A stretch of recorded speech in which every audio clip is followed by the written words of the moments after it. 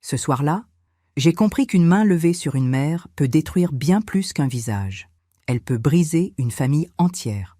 Je m'appelle Clémence Girard, j'ai 79 ans et voici l'histoire que j'ai portée seule pendant des mois, avant que la vie ne rende justice à sa manière. Tout a commencé un samedi après-midi de juin, l'anniversaire de mon petit-fils, Mathis, qui fêtait ses 7 ans. J'avais préparé son gâteau préféré, un moelleux au chocolat avec des éclats de noisettes, comme je le faisais chaque année depuis sa naissance. Dans ma cuisine, ce matin-là, j'avais sorti la vieille boîte en fer blanc où je gardais mes ustensiles. Une boîte bleu nuit, offerte par ma mère dans les années 50. Elle m'accompagnait dans chaque recette, dans chaque fête. C'était ma façon de prolonger l'amour. Quand je suis arrivée chez mon fils Antoine, vers 15 heures, la maison était déjà pleine. Des ballons dorés flottaient dans le salon. Des enfants couraient partout. Sandrine, ma belle-fille, portait une robe ajustée rouge vif. Elle m'a regardée entrer avec ce sourire froid qu'elle avait perfectionné au fil des ans. Un sourire qui ne montait jamais jusqu'aux yeux. « Ah, Clémence, vous êtes enfin là. Pas belle maman, pas Clémence avec tendresse. » Juste ce ton distant, comme si j'étais une invitée de seconde zone dans la vie de mon propre fils. J'ai posé le gâteau sur la table. Mathis a couru vers moi, ses petits bras autour de ma taille. « Mamie, tu as fait mon gâteau. » Je lui ai embrassé le front. Mon cœur s'est réchauffé. C'était pour lui que je venais, pour lui que j'acceptais cette froideur. Puis Sandrine s'est approchée. Elle a soulevé le film transparent qui couvrait le gâteau. Elle l'a observé comme on inspecte une pièce défectueuse. « Clémence, vous avez encore mis des noisettes. Je vous avais dit que Mathis était devenu allergique. » Mon sang s'est glacé. Jamais Antoine ne m'avait prévenu. Jamais. Sandrine, je ne savais pas. Antoine ne m'a rien. Bien sûr, vous ne savez jamais rien. Vous faites ce que vous voulez, comme toujours. Les conversations autour de nous se sont arrêtées. Les rires d'enfants aussi. Tout le monde nous regardait maintenant. Mon fils était debout près de la fenêtre, le téléphone à la main. Il a levé les yeux une seconde, puis les a baissés. J'ai essayé de rester calme. « Sandrine, je suis désolée. Je vais aller acheter un autre gâteau tout de suite. » Elle a ri. Un rire sec, méprisant. « Non, vous allez rester ici et assumer ce que vous avez fait. Vous voulez toujours tout contrôler, tout décider.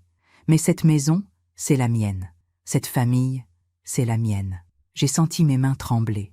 Autour de nous, les invités baissaient les yeux, gênés. Mon frère Édouard était là, ma belle-sœur, des amis proches. Personne n'osait intervenir. « Sandrine, s'il te plaît, on peut en parler plus tard. » Et c'est là que c'est arrivé.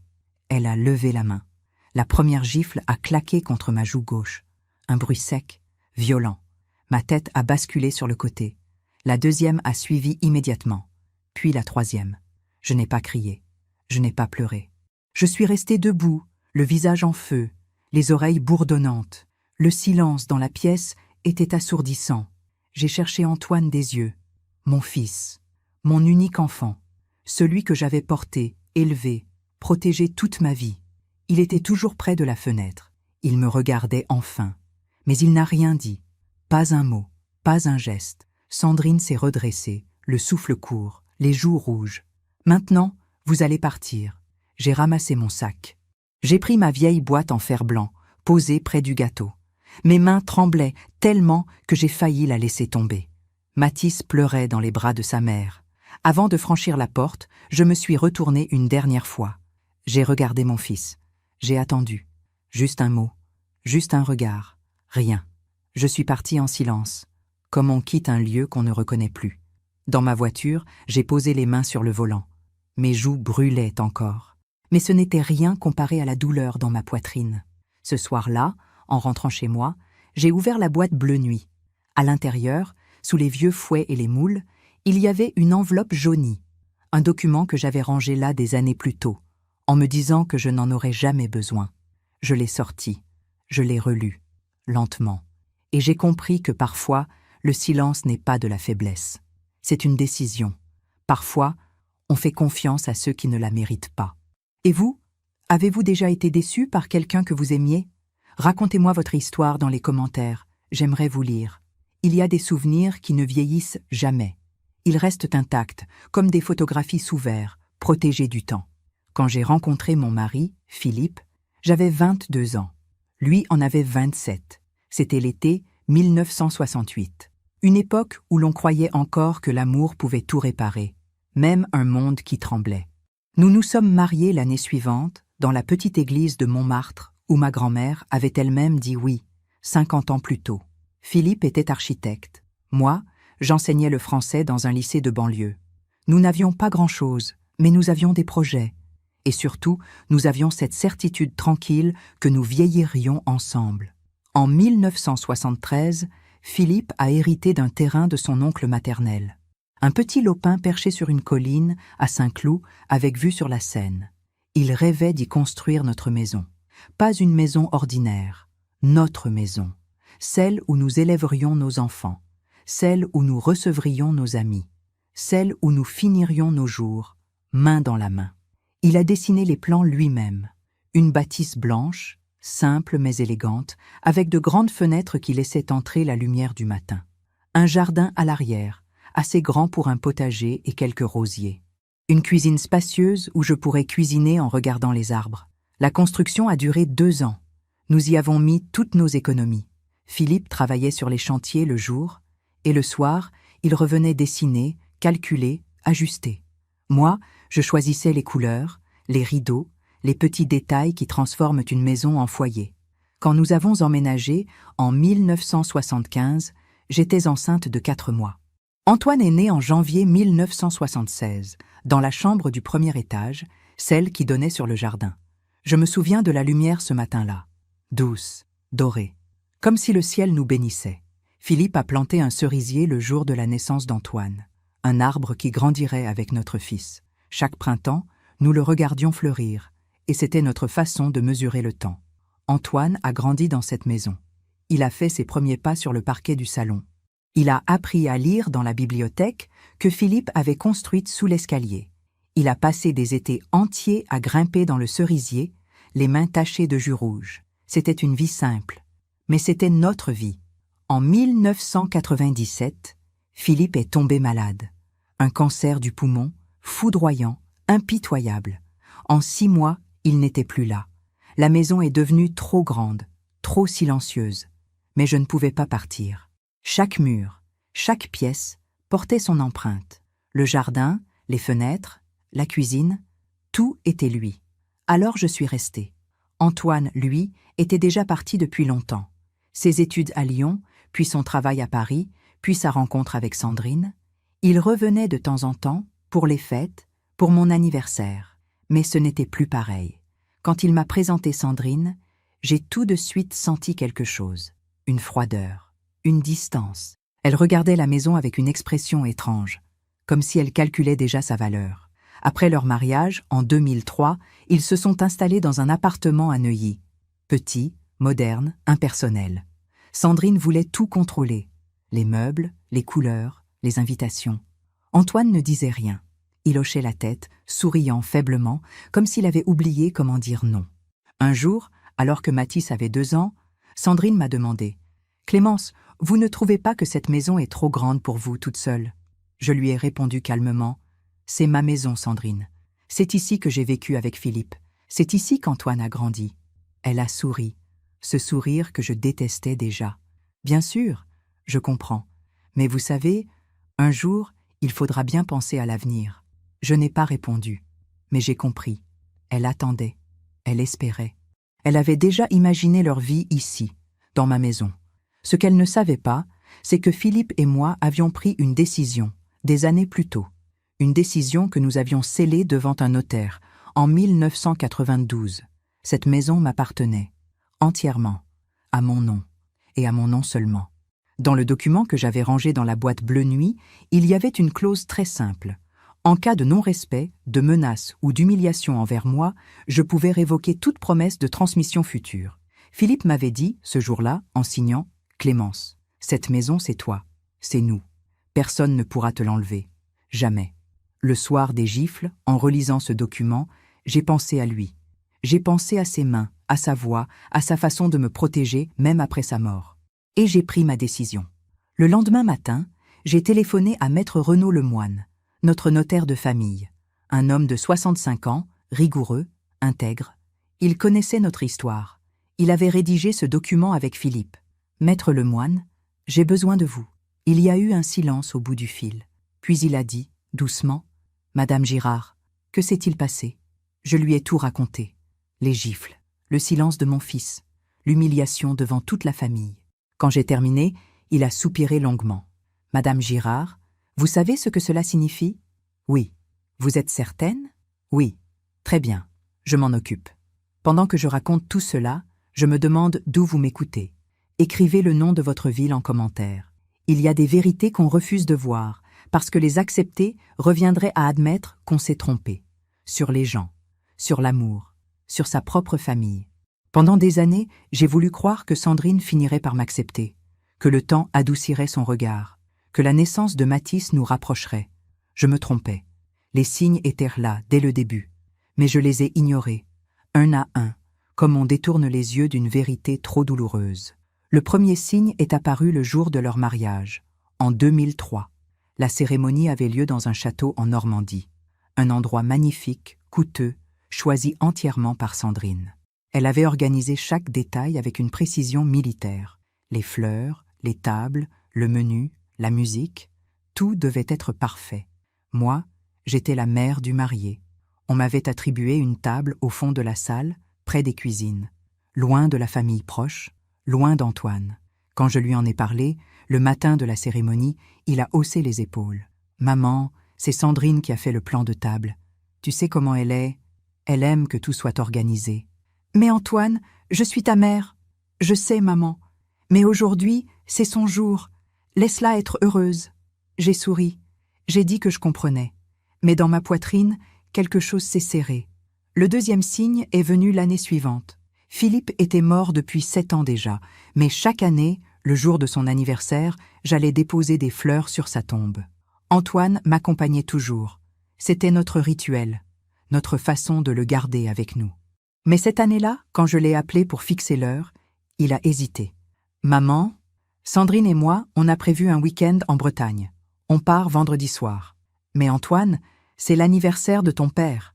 Je sais, mais on a déjà réservé l'hôtel. Sandrine a tout organisé. Tu ne peux pas décaler d'un jour ?» Il y a eu un long silence. « Maman, s'il te plaît, ne complique pas les choses. » J'y suis allée seule.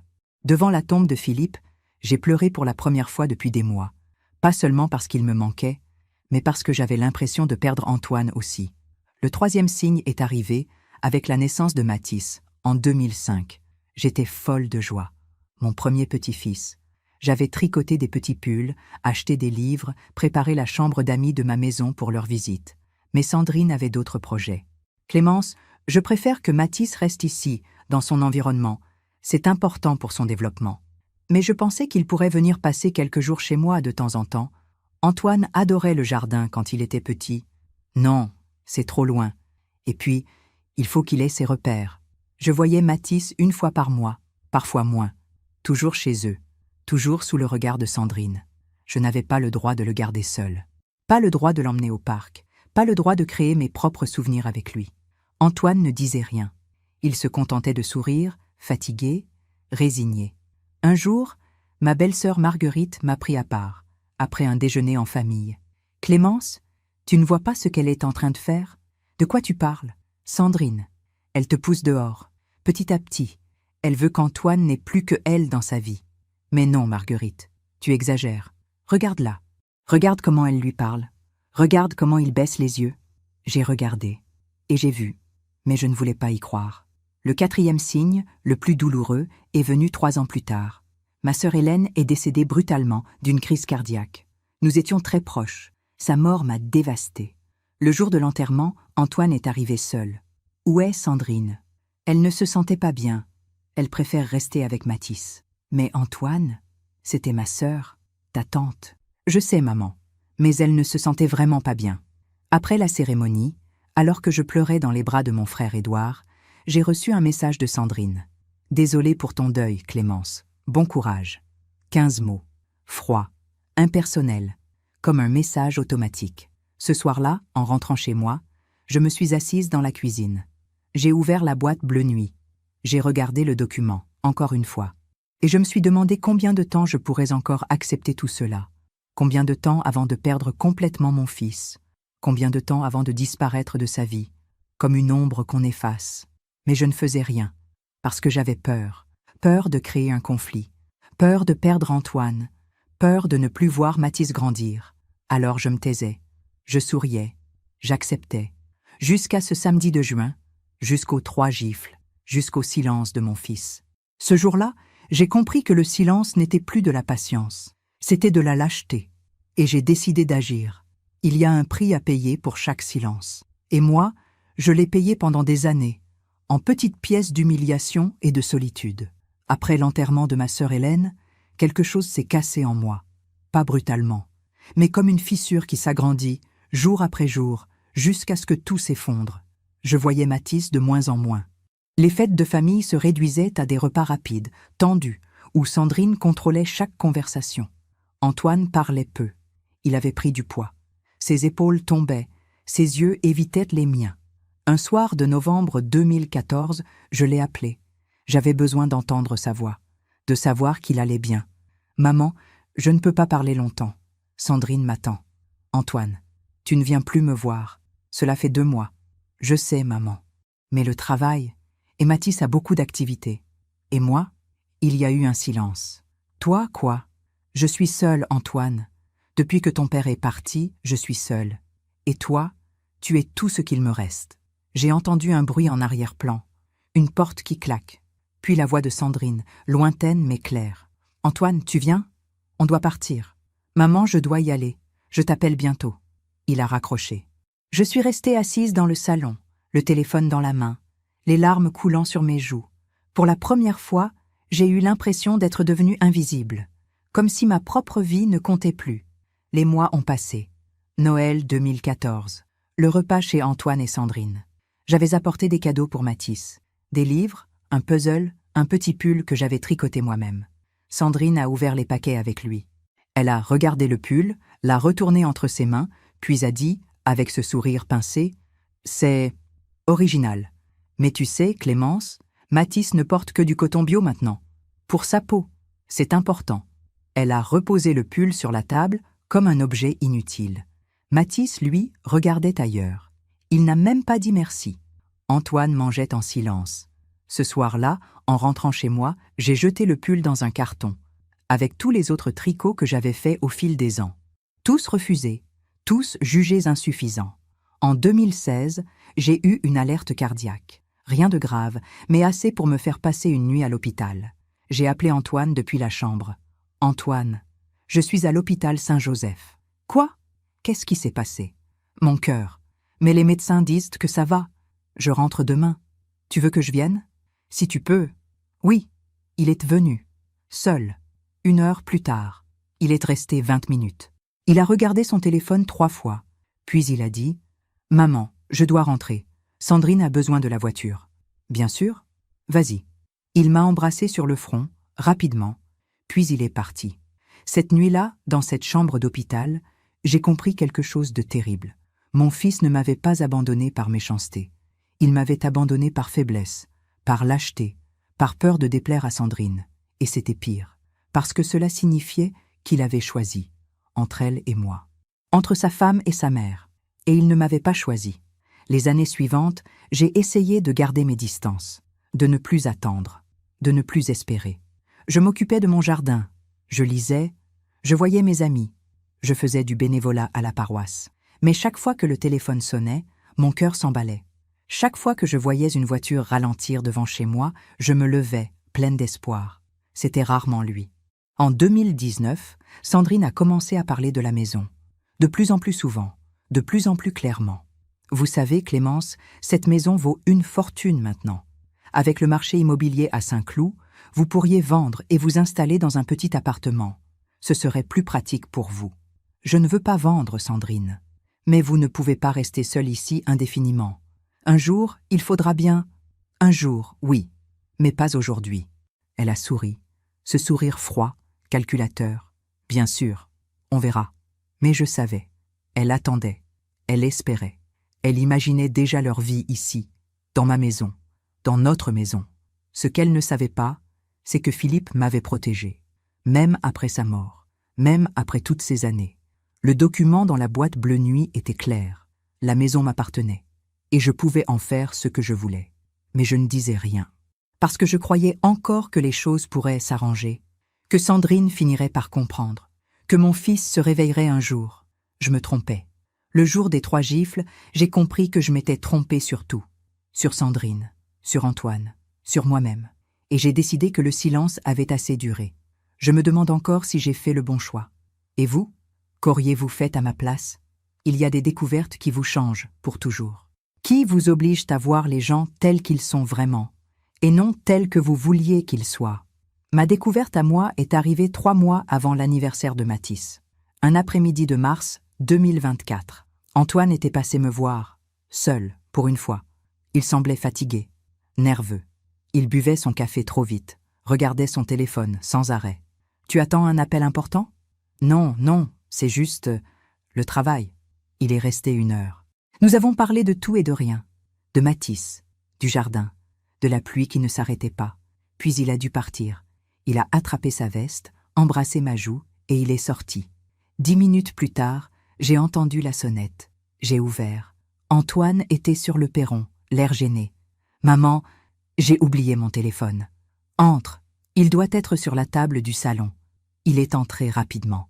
Mais le téléphone n'était pas sur la table, ni sur le canapé, ni dans la cuisine. « Tu as regardé dans la salle de bain ?»« Oui. » Je reviens.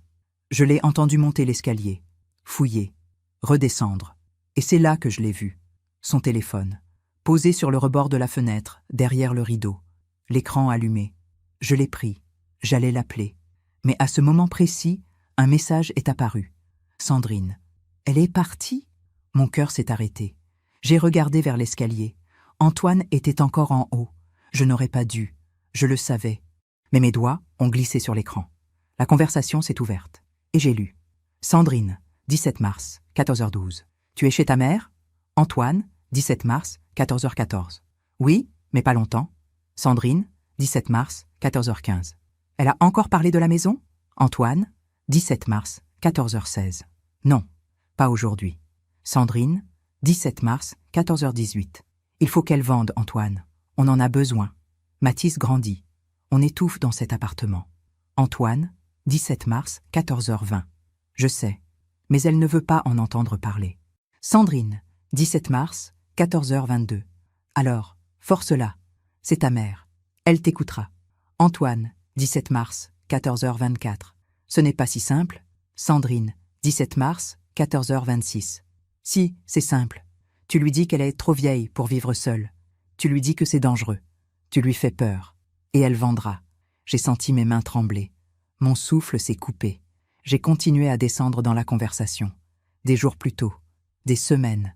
Sandrine, 12 février. Ta mère devient un poids, Antoine. Elle appelle tout le temps. Elle veut tout contrôler. Antoine, 12 février. Elle est seule, Sandrine, depuis la mort de papa. Sandrine, 12 février. Ça fait 27 ans. Il est temps qu'elle tourne la page et qu'elle nous laisse vivre. Antoine, 12 février. Sandrine, 12 février. Tu ne dis rien parce que tu sais que j'ai raison. Plus bas encore, janvier. Sandrine, 5 janvier. On pourrait vendre la maison de ta mère et acheter quelque chose de plus grand. Avec le prix du mètre carré à Saint-Cloud, on pourrait s'installer dans le 16e. Mathis aurait un vrai jardin. Antoine, 5 janvier. La maison est à elle, Sandrine. Pas à moi. Sandrine, 5 janvier. Pour l'instant. Mais un jour, elle sera à toi. Et à nous. Antoine, 5 janvier. Sandrine, 5 janvier. Tu es trop gentil, Antoine. C'est ton problème. Tu laisses tout le monde te marcher dessus, même ta mère. J'ai fermé les yeux. Les larmes brûlaient mes paupières. J'ai entendu les pas d'Antoine dans l'escalier. Rapidement, j'ai reposé le téléphone exactement où je l'avais trouvé, derrière le rideau. Il est entré dans le salon, essoufflé. Je ne le trouve nulle part. Regarde derrière le rideau, près de la fenêtre. Il s'est approché. Il a attrapé le téléphone, soulagé. « Ah, merci maman. Je ne sais pas comment. » Il m'a regardé, et pendant une fraction de seconde, j'ai eu envie de lui dire « J'ai lu, j'ai tout lu, mais je me suis tue. » Il m'a embrassé rapidement et il est parti. Je suis restée debout dans le salon, immobile, les mains vides. Pendant des jours, j'ai relu mentalement ses messages. Chaque mot, chaque phrase, chaque silence d'Antoine. Il ne m'avait pas défendu, pas une seule fois. Il avait laissé Sandrine m'insulter, me réduire à un obstacle, à un poids, et lui, il n'avait rien dit. Pire encore, il était d'accord avec elle. La maison, c'était cela qu'il voulait. Pas moi, pas ma présence, pas mon amour. Juste la maison. Le soir même, j'ai ouvert la boîte bleue nuit. J'ai relu le document. Les mots de Philippe résonnèrent dans ma tête, comme s'il me parlait depuis l'autre monde. Personne ne pourra te l'enlever. Jamais. J'ai pris ma décision ce soir-là. Mais je n'ai rien fait. Pas tout de suite. Je voulais leur laisser une dernière chance, une dernière occasion de me prouver que je comptais encore, que j'étais encore leur famille. L'anniversaire de Mathis, 3 mois plus tard, serait ce test. Je prierais, j'espérerais, je croirais. Et s'ils échouaient, alors j'agirais. Mais ils ont échoué. Les 3 gifles ont été leur réponse. Et moi, j'ai tenu ma promesse. Il y a un moment dans chaque histoire où tout bascule, où le mensonge devient trop lourd à porter, où la vérité, même douloureuse, devient la seule issue possible. Pour moi, ce moment est arrivé ce samedi de juin 2024, le jour de l'anniversaire de Mathis, le jour des 3 gifles. Je suis rentrée chez moi vers 17h, les joues en feu, le cœur brisé, les mains tremblantes. J'ai posé mes clés sur la console de l'entrée. J'ai regardé autour de moi. Cette maison, notre maison, celle que Philippe avait dessinée, celle où Antoine avait grandi, celle qui portait chaque rire, chaque repas, chaque moment de notre vie ensemble. Et j'ai compris qu'elle n'était plus à eux. Elle ne leur avait jamais appartenu. Ils voulaient les murs, le terrain, l'argent, mais ils ne voulaient pas l'âme de ce lieu. Ils ne voulaient pas Philippe. Ils ne voulaient pas moi. Je me suis assise dans la cuisine. J'ai ouvert la boîte bleue nuit. J'ai sorti le document. Et cette fois, je l'ai relu différemment. Pas avec tristesse, pas avec doute, avec clarté. Philippe avait tout prévu.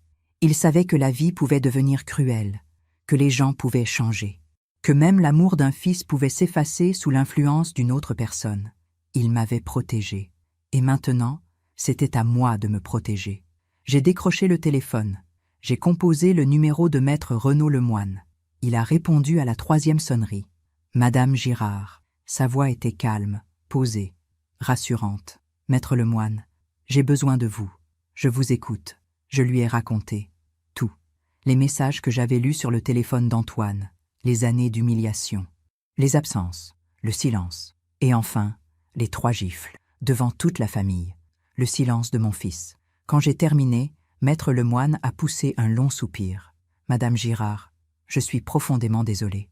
Personne ne devrait vivre cela, surtout pas une mère. Maître, je veux activer la clause. Il y a eu un silence, puis sa voix s'est faite plus grave. Vous êtes certaine? Oui. Ian, vous savez ce que cela signifie? Votre belle-fille et votre fils habitent cette maison depuis 2022. 2 ans. Je leur ai prêté la maison quand leur appartement a été vendu. Je leur ai dit qu'ils pouvaient y vivre temporairement en attendant de trouver autre chose. Mais je n'ai jamais signé de bail, jamais donné mon accord pour une occupation permanente. Exactement. Juridiquement, ils sont occupants sans titre. Vous êtes en droit de demander leur départ. Alors, faites-le. Madame Girard, réfléchissez encore. C'est votre fils, votre petit-fils. Si vous faites cela, il se peut qu'il ne me pardonne jamais?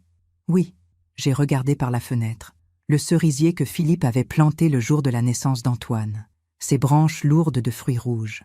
Il était encore là, fidèle, enraciné. Maître Lemoine, ils m'ont déjà perdu. Ils l'ont choisi il y a longtemps.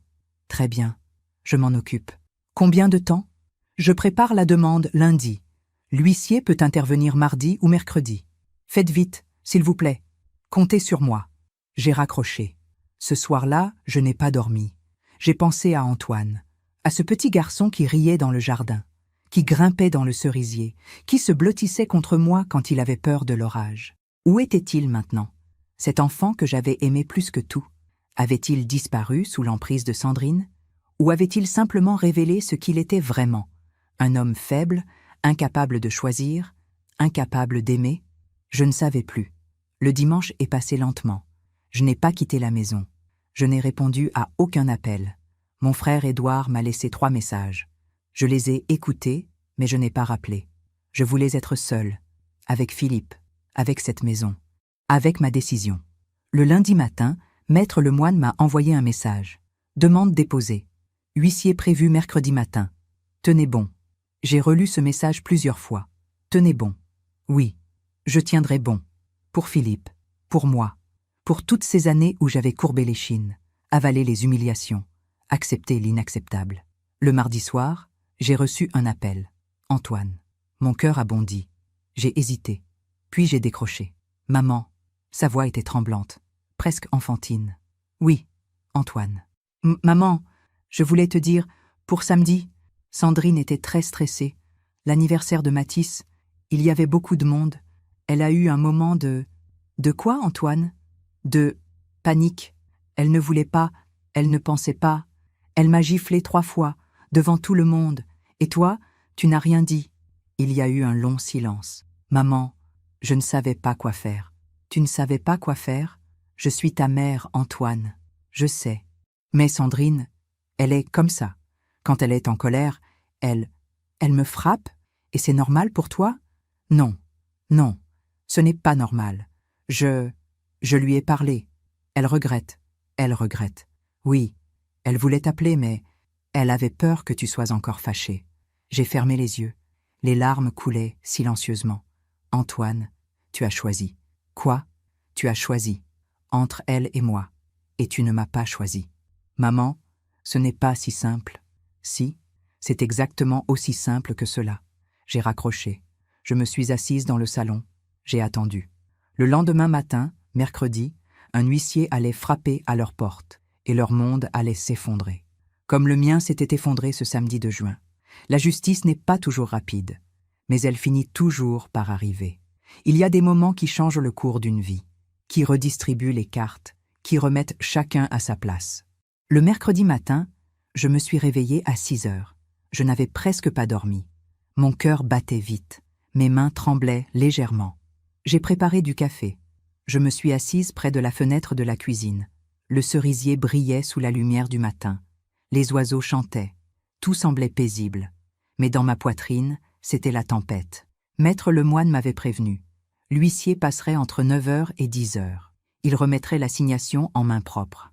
Une demande d'expulsion pour occupation sans titre. Délai légal. 30 jours pour quitter les lieux. 30 jours. 1 mois pour rassembler leurs affaires. Pour comprendre. Pour accepter que cette maison ne leur appartenait pas. Ne leur appartiendrait jamais. À 9h15, mon téléphone a sonné. Maître Lemoine. Madame Girard. C'est fait. L'huissier vient de remettre le document. J'ai fermé les yeux. Mon souffle s'est bloqué dans ma gorge. Comment ont-ils réagi? Votre belle-fille a ouvert la porte. Elle pensait que c'était un livreur.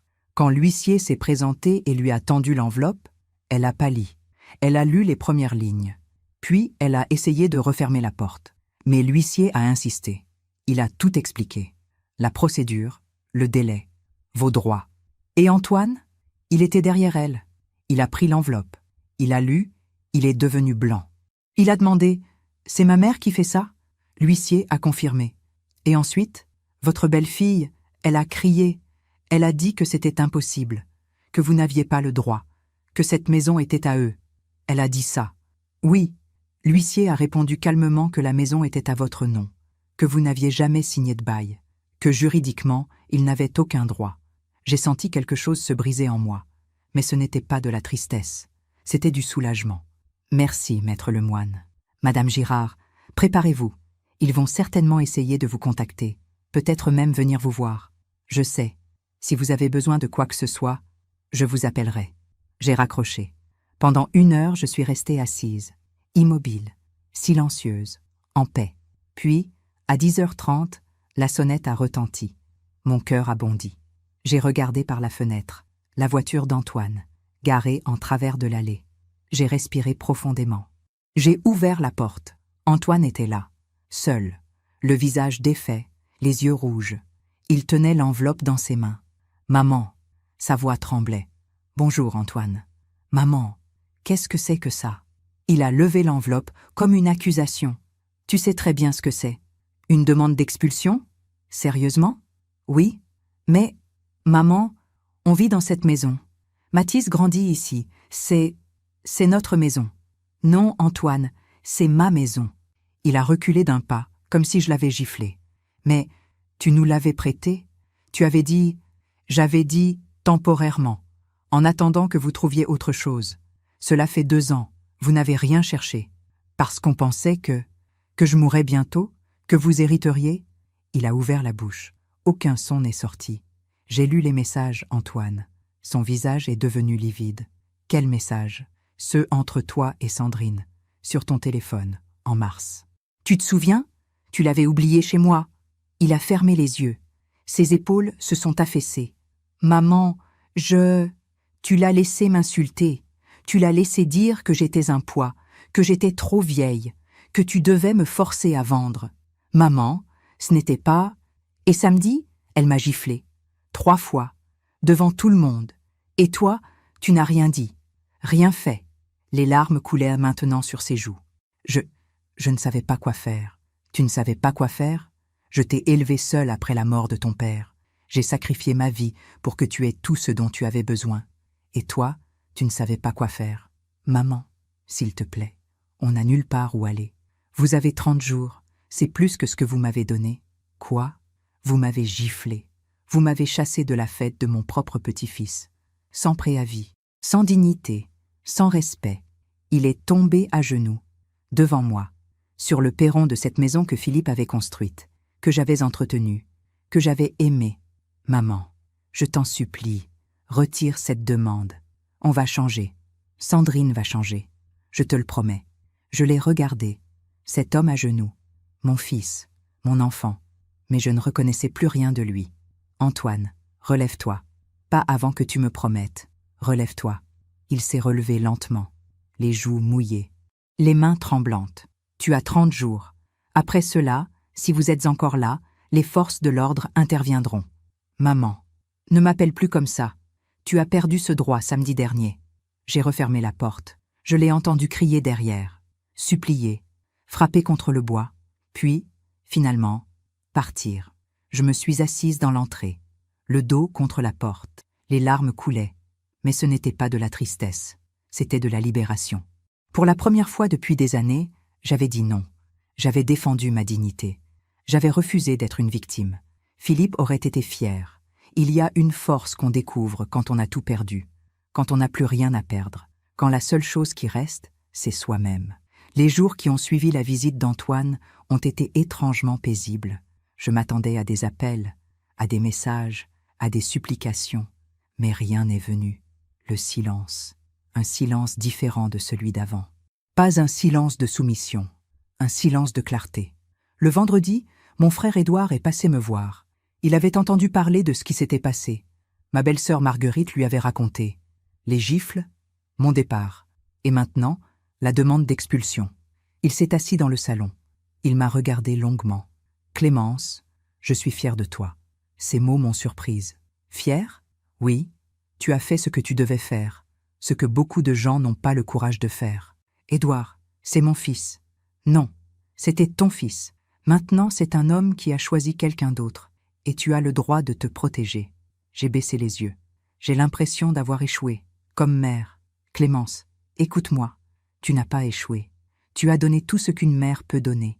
L'amour, l'éducation, le sacrifice. Mais à un moment, les enfants font leurs propres choix. Et parfois, ces choix nous blessent. Ce n'est pas ta faute. Ces paroles m'ont fait du bien. Pour la première fois depuis longtemps, je ne me sentais pas coupable. Le dimanche suivant, j'ai reçu une lettre, une enveloppe blanche, sans nom d'expéditeur, juste mon adresse, écrite à la main. J'ai reconnu l'écriture. Sandrine. J'ai hésité, puis j'ai ouvert. Clémence, je ne pensais pas que les choses en arriveraient là. Je sais que j'ai été dure avec vous, peut-être trop, mais vous ne comprenez pas ce que c'est de vivre dans l'ombre de quelqu'un. Vous étiez toujours là, toujours présente, toujours en train de juger. Antoine vous aime, mais il m'aime aussi. Et je ne pouvais pas accepter de partager sa vie avec vous. Maintenant, vous nous mettez à la rue. Nous, votre fils, votre petit-fils. Vous pensez que c'est de la justice? Non, c'est de la cruauté. Mais je ne vous supplierai pas. Si vous voulez cette maison plus que votre famille, alors gardez-la. Vivez-y seul, vieillissez seul, mourrez seul. Nous partirons. Et vous ne nous reverrez jamais. Sandrine. J'ai relu cette lettre 3 fois. Chaque mot était une accusation, chaque phrase, un reproche. Mais pour la première fois, cela ne m'atteignait plus, parce que j'avais compris quelque chose. Sandrine ne m'avait jamais vue comme une personne, seulement comme un obstacle, quelque chose à contourner, à écarter, à éliminer. Et Antoine l'avait laissé faire. J'ai plié la lettre, je l'ai rangée dans la boîte bleue nuit, avec le document juridique, avec tous les souvenirs douloureux de ces dernières années. Puis j'ai refermé la boîte. C'était fini. Les jours ont passé. 10 jours, 15, 20. Je ne les ai pas revus. Je n'ai reçu aucun appel, aucun message. Le 28e jour, un camion de déménagement s'est garé devant la maison de Saint-Cloud.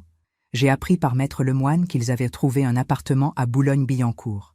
Plus petit, plus cher, mais ils n'avaient pas le choix. Le 30e jour, Maître Lemoine m'a appelé. « Madame Girard, ils sont partis. La maison est vide. Vous pouvez revenir quand vous voulez. » « Revenir ? Oui, c'est votre maison après tout. »« Non, Maître Lemoine. Non, je ne veux plus y vivre. Cette maison était pour Philippe et moi, pour notre famille. Mais cette famille n'existe plus. Alors, que voulez-vous faire ? » J'ai respiré profondément. « Je veux la vendre. » Il y a eu un silence. « Vous êtes sûr ? » « Oui, complètement. »« Très bien. Je m'occupe de tout. » 3 mois plus tard, la maison a été vendue. À une jeune famille. Un couple avec 2 enfants. Ils avaient les mêmes rêves que Philippe et moi, 50 ans plus tôt. Construire une vie, élever leurs enfants, vieillir ensemble. Quand j'ai signé les papiers, j'ai pleuré. Mais c'était des larmes de paix. Avec l'argent de la vente, j'ai acheté un petit appartement lumineux près du jardin du Luxembourg. 2 pièces. Un balcon avec vue sur les arbres. Assez pour moi. Pour mes livres. Pour mes souvenirs. J'ai donné une partie de l'argent à mon frère Édouard. Une autre partie à des associations qui aident les femmes victimes de violences. Parce que j'avais été une victime, moi aussi. Pas de coups répétés, mais d'humiliation, de mépris, de silence. Et avec ce qui restait, j'ai ouvert un compte d'épargne. Pour Mathis, pour ses études, pour son avenir. Même si je ne le verrais peut-être plus jamais, je voulais qu'il sache qu'une grand-mère l'avait aimé, qu'elle avait pensé à lui, jusqu'au bout. Un soir d'octobre, assise sur mon balcon, j'ai sorti la boîte bleue nuit. Je l'ai ouverte une dernière fois. Le document juridique, la lettre de Sandrine, les photos de Philippe, les souvenirs douloureux et beaux. Et j'ai compris que tout cela m'avait mené ici, à ce balcon, à cette paix, à cette vie nouvelle. J'avais perdu mon fils. Mais j'avais retrouvé ma dignité. Et c'était suffisant. Il y a une loi invisible dans l'univers, une loi que personne ne peut contourner. Ce que l'on donne, on le reçoit. Ce que l'on sème, on le récolte. Et parfois, la vie se charge elle-même de rendre justice. 2 ans ont passé depuis mon départ de la maison de Saint-Cloud. 2 années de paix, de silence, de reconstruction. Je vivais ma petite vie tranquille dans mon appartement près du Luxembourg. Je lisais, je me promenais. Je prenais le thé avec mes amis. J'avais rejoint un club de lecture. Je faisais du bénévolat à la paroisse. Ma vie était simple, mais elle était mienne. Je n'avais plus aucune nouvelle d'Antoine, ni de Sandrine, ni de Mathis. Parfois, la nuit, je pensais à mon petit-fils. Je me demandais s'il se souvenait de moi, de mes gâteaux, de mes histoires, de mes bras qui le serraient fort. Mais je ne cherchais pas à les contacter. J'avais fait mon deuil, j'avais tourné la page. Et puis, un matin de novembre 2026, mon frère Édouard m'a appelé. « Clémence, tu as des nouvelles d'Antoine ?»« Non. Pourquoi ?»« Marguerite l'a croisé hier, au supermarché. Elle dit qu'il avait l'air détruit. »« Détruit ? Oui, maigre, fatigué, les yeux cernés. Elle lui a demandé comment il allait. Il a à peine répondu. Mon cœur s'est serré malgré moi. Et Sandrine ? Il était seul. 3 jours plus tard, j'ai reçu un appel, un numéro inconnu. J'ai hésité. Puis j'ai décroché. « Allô ? Madame Girard ?» Une voix de femme. Jeune, professionnelle. « Oui, je suis docteur Moreau. Je vous appelle de l'hôpital Cochin. Votre fils, Antoine Girard, a été admis ce matin. Vous êtes noté comme contact d'urgence. » Mon sang s'est glacé. Qu'est-ce qui s'est passé ? Il a fait un malaise. Épuisement. Dépression sévère. Il est stable maintenant, mais il demande à vous voir. Moi? Oui. Il répète votre nom depuis qu'il a repris connaissance. J'ai fermé les yeux. Mon cœur battait si fort que j'avais du mal à respirer. Madame Girard? Vous êtes toujours là? Oui, j'arrive. 1 heure plus tard, j'étais dans le couloir de l'hôpital Cochin. 6e étage, chambre 317. J'ai frappé doucement. Personne n'a répondu. J'ai poussé la porte. Antoine était allongé dans le lit, pâle, amaigri, les traits tirés, une perfusion dans le bras. Il a tourné la tête vers moi. Ses yeux se sont remplis de larmes. « Maman !» Je me suis approchée lentement. Je me suis assise sur la chaise près du lit. « Bonjour Antoine. Tu es venu ?» Oui. Il a fermé les yeux. Les larmes ont coulé sur ses joues creuses. « Je suis désolée, maman. Je suis tellement désolée. Je n'ai rien dit. J'ai attendu. Sandrine, elle est partie. J'ai senti mon cœur se serrer. Quand? Il y a 6 mois. Elle a rencontré quelqu'un d'autre. Un homme plus riche, plus jeune. Elle a pris Mathis. Elle m'a quitté. Oh, Antoine! Elle m'a dit que j'étais faible, que j'étais un raté, que je ne serais jamais à la hauteur. Elle a demandé le divorce. Elle a obtenu la garde exclusive de Mathis. Je ne le vois qu'un week-end par mois. Sa voix se brisait. L'appartement à Boulogne. Je ne pouvais plus le payer. J'ai dû déménager. J'habite maintenant dans un studio à Montreuil. 25 mètres carrés. Il a ouvert les yeux. Il m'a regardé. J'ai tout perdu, maman. Ma femme, mon fils, ma maison, mon travail. Tout. Ton travail? Je ne dormais plus. Je ne mangeais plus. Je faisais des erreurs. Mon patron m'a licencié il y a 3 mois.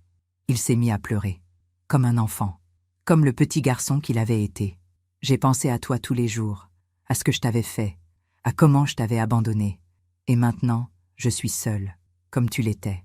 J'ai posé ma main sur la sienne. Elle était froide, tremblante. Antoine, tu n'es pas seul. Il a relevé la tête, surpris. Quoi? Tu as fait des erreurs terribles. Tu m'as blessé plus profondément que tu ne pourras jamais l'imaginer. Mais tu es mon fils, maman. Après tout ce que je t'ai fait, tu me pardonnes? J'ai respiré profondément. Je ne sais pas encore si je peux tout pardonner, mais je peux être là, maintenant. Il a serré ma main, fort, comme s'il avait peur que je disparaisse. 2 semaines plus tard, Antoine est sorti de l'hôpital. Il a commencé une thérapie. Il cherche un nouveau travail. Il essaie de reconstruire sa vie. Nous nous voyons 1 fois par semaine, pour un café, pour parler, pour penser les blessures. Ce n'est pas comme avant, ça ne le sera jamais. Mais c'est un début. Quant à Sandrine, j'ai appris par Édouard qu'elle vivait maintenant dans un appartement luxueux dans le 16e arrondissement, avec son nouveau compagnon, un homme d'affaires de 55 ans. Mais j'ai aussi appris autre chose. Mathis refuse de lui parler. Il est en colère. Il lui en veut d'avoir détruit sa famille, d'avoir éloigné son père, d'avoir tout sacrifié pour l'argent. Il a 9 ans maintenant, et il commence à comprendre. Un jour, peut-être, il voudra me voir, me connaître, savoir qui était cette grand-mère qu'on lui a enlevée. Et si ce jour arrive, je serai là. Parce que la vie finit toujours par rendre ce qu'on lui donne. Sandrine m'avait traité de vieille femme inutile, de poids, d'obstacle. Aujourd'hui, elle vit dans le luxe. Mais elle est seule. Son fils la rejette. Son nouveau compagnon, j'ai entendu dire, la traite avec le même mépris qu'elle me traitait. Et moi, qui suis partie avec ma dignité, je vis en paix. La vie finit toujours par rendre ce qu'on lui donne. Il y a des leçons qu'on n'apprend que dans la douleur, des vérités qu'on ne comprend qu'après avoir tout perdu, des forces qu'on ne découvre qu'au moment où l'on croyait être brisé. Aujourd'hui, j'ai 81 ans. Cela fait maintenant 3 ans que j'ai quitté la maison de Saint-Cloud. 3 ans que j'ai fermé la porte sur une vie qui n'était plus la mienne. Et je ne regrette rien. Chaque matin, je me réveille dans mon petit appartement près du Luxembourg. Je prépare mon café. Je m'assois sur mon balcon. Je regarde les arbres, les passants, la vie qui continue. Et je me sens libre.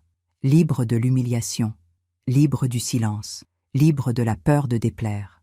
Antoine et moi, nous nous voyons toujours. 1 fois par semaine, parfois 2. Il va mieux. Lentement. Il a trouvé un travail. Pas aussi prestigieux qu'avant, mais un travail honnête. Il paie son loyer. Il reconstruit sa vie. Nous parlons. Vraiment. Pour la première fois depuis des années. Il m'a dit, il y a quelques mois, « Maman, j'ai compris quelque chose. Pendant toutes ces années avec Sandrine, Je n'étais pas moi-même. J'étais devenu quelqu'un d'autre, quelqu'un de faible, quelqu'un qui avait peur. Peur de quoi? Peur d'être seule, peur qu'elle parte. Alors je faisais tout ce qu'elle voulait, même quand c'était injuste, même quand ça te faisait du mal. Et maintenant, elle est partie quand même. Et je me retrouve avec toutes ces erreurs, toute cette honte. Je lui ai pris la main. Antoine, on ne peut pas changer le passé. On peut seulement choisir qui on veut devenir. Il a hoché la tête, les yeux brillants. Je veux devenir quelqu'un dont tu pourrais être fier. Tu l'es déjà, en faisant ce chemin, en acceptant tes erreurs. Il y a 2 mois, j'ai reçu une lettre, une enveloppe blanche. L'écriture était maladroite, enfantine. J'ai ouvert. Chère mamie Clémence, je m'appelle Mathis. Tu ne me connais peut-être plus. J'ai 11 ans maintenant. Papa m'a parlé de toi. Il m'a dit que tu faisais les meilleurs gâteaux au chocolat du monde. Il m'a dit que tu avais un grand cœur. Et que c'était lui qui avait fait des erreurs, pas toi. Maman ne veut pas que je t'écrive, mais je le fais quand même, parce que j'ai besoin de savoir. Est-ce que tu m'aimes encore? Mathis. J'ai pleuré en lisant cette lettre. J'ai pleuré pendant 1 heure. Puis j'ai répondu. Mon cher Mathis, oui, je t'aime. Je t'ai toujours aimé. Et je t'aimerai toujours. Peu importe le temps qui passe. Peu importe la distance. Si un jour tu veux me voir, ma porte sera toujours ouverte. Avec tout mon amour, ta mamie Clémence. Nous nous écrivons maintenant, 1 fois par mois. Il me raconte l'école, ses amis, ses lectures, ses rêves, et moi, je lui raconte des histoires, de son grand-père Philippe, du cerisier qu'il avait planté, des étés où son père grimpait dans les branches. Je ne sais pas si nous nous reverrons un jour, mais ces lettres suffisent. Elles me disent que je ne suis pas oubliée, que l'amour survit, même au silence, même à la distance. Ce matin, j'ai ouvert la boîte Bleu Nuit une dernière fois. J'ai regardé tout ce qu'elle contenait. Le document juridique, la lettre de Sandrine, les photos de Philippe, les souvenirs, et j'ai compris que cette boîte avait été ma force, mon armure, ma protection. Mais je n'en ai plus besoin. J'ai sorti les photos de Philippe. Je les ai encadrées. Je les ai accrochées dans mon salon. J'ai sorti le document juridique. Je l'ai déchiré, lentement, en petits morceaux, parce qu'il a fait son travail. Il m'a protégée. Mais maintenant, il appartient au passé. J'ai sorti la lettre de Sandrine, je l'ai relue une dernière fois, et je l'ai brûlée, dans un petit bol en céramique. J'ai regardé les mots disparaître dans les flammes, et j'ai senti quelque chose se libérer en moi. Le pardon, pas pour elle, pas vraiment, mais pour moi, pour me libérer du poids de la colère, de l'amertume, du ressentiment, parce que porter la haine, c'est comme boire du poison en espérant que l'autre meure. Et moi, je veux vivre. Maintenant, la boîte Bleu Nuit ne contient plus que de beaux souvenirs, des recettes, des lettres d'amour de Philippe, des photos de mon fils quand il était petit, les choses qui méritent d'être gardées. Si mon histoire peut servir à quelque chose, c'est ceci. Ne laissez personne voler votre dignité. Jamais. Même si c'est quelqu'un que vous aimez. Même si c'est votre propre famille. Parce qu'à la fin, la seule personne avec qui vous devez vivre, c'est vous-même. Et vous méritez de vous respecter. Je pense souvent à cette phrase que Philippe me disait. « Clémence, tu as un cœur immense, mais n'oublie jamais. Donner son cœur ne signifie pas se perdre soi-même. » Il avait raison. J'ai donné mon cœur. J'ai aimé. J'ai pardonné. J'ai tout sacrifié.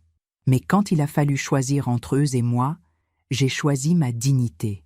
Et c'était le bon choix. Aujourd'hui, je vis seule. Mais je ne suis pas seule. J'ai mes amis, mon frère, mon neveu et ma nièce, les bénévoles de la paroisse, les membres du club de lecture. J'ai mes promenades dans le jardin, mes livres, mon balcon. J'ai mes lettres avec Mathis, mes cafés avec Antoine. Et j'ai moi-même, entière, digne, libre. C'est peut-être cela, la vraie richesse. Non pas ce qu'on possède, mais ce qu'on refuse de perdre. Merci de m'avoir écouté jusqu'au bout. Si cette histoire a touché votre cœur, abonnez-vous et activez la cloche pour entendre d'autres femmes qui ont transformé la douleur en sagesse. Chaque jour, une femme, une leçon de vie. Partagez cette histoire avec quelqu'un que vous aimez. Parfois, une histoire change toute une journée. Que Dieu vous bénisse et à très bientôt.